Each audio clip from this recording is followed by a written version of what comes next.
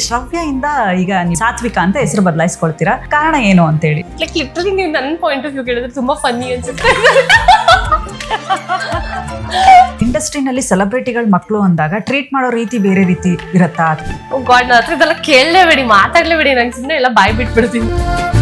ಚೆನ್ನಾಗಿ ಮಾಡಿದ್ದಾರೆ ಅಂತ ಅವಳು ಬ್ಲಡ್ ಎಲ್ಲ ಇದೆ ಅಂತ ಅಷ್ಟು ಕೇವಲವಾಗಿ ಮಾತಾಡೋದು ಇಟ್ಸ್ ವೆರಿ ಇರಿಟೇಟಿಂಗ್. ಇಂಡಸ್ಟ್ರಿಗೆ ಎಂಟ್ರಿ ಕೊಟ್ಟಾಗ ಆಸ್ ಅನ್ ಆಕ್ಟ್ರೆಸ್ ಏನೆಲ್ಲ ಚಾಲೆಂಜಸ್ ಇತ್ತು? ಸಾತ್ವಿಕಂಗೂ ಕೂಡ ಚಾಲೆಂಜಸ್ ಇತ್ತಾ? ಅದು ಶೂಟಿಂಗ್ ಟೈಮಲ್ಲಿ ಬಿದ್ದೆ ಆ್ಯಂಡ್ ಕಾಲ್ ಫ್ರಾಕ್ಚರ್ ಆಗಿತ್ತು. ಬೀಯಿಂಗ್ ಅನ್ ಆಕ್ಟರ್ ನಾವು ನಾರ್ಮಲ್ ಹುಡುಗಿರ್ ಥರ ಅಥವಾ ಹುಡುಗರ ಥರ ಬದುಕಕ್ಕಾಗಲ್ಲ. ಅಪ್ಪನ ಪ್ರೀತಿನೂ ಸಿಗ್ತಾ ಇರಲ್ಲ, ಈ ಕಡೆ ಅಮ್ಮನ ಪ್ರೀತಿನೂ ಒಂಥರ ಅವರೇ ಒಂದು ಡಿಸ್ಟರ್ಬಿಂಗ್ ಆದಾಗ ಹೆಂಗೆ ಆ ಸಿಚುಯೇಷನ್ ಹ್ಯಾಂಡಲ್ ಮಾಡ್ತಿದ್ರಿ ಅವಾಗ ನೀವು?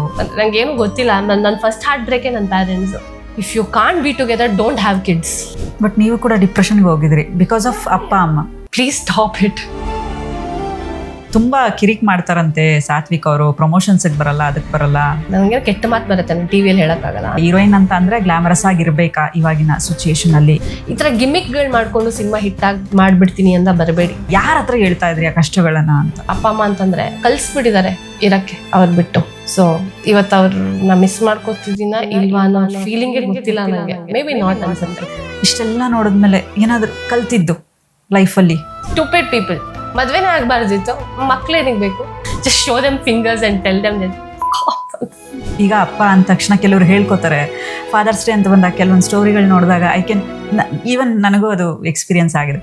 ಯಾರು ಇರಲಿಲ್ಲ ನನಗೆ ಬ್ಯಾಕ್ ಆಫ್ ಅಂದ್ರೆ ಬೆನ್ ತಟ್ಟಕ್ಕೆ ಅಥವಾ ನಾನು ಅಳ್ಬೇಕಾದ್ರೆ ನಾನೇ ನನಗೆ ಸಮಾಧಾನ ಮಾಡ್ಕೊಂಡಿದ್ದೀನಿ. ಸೊ ಇವತ್ತು ನನಗೆ ಯಾರು ಏನಿಗೆ ಬೇಕು?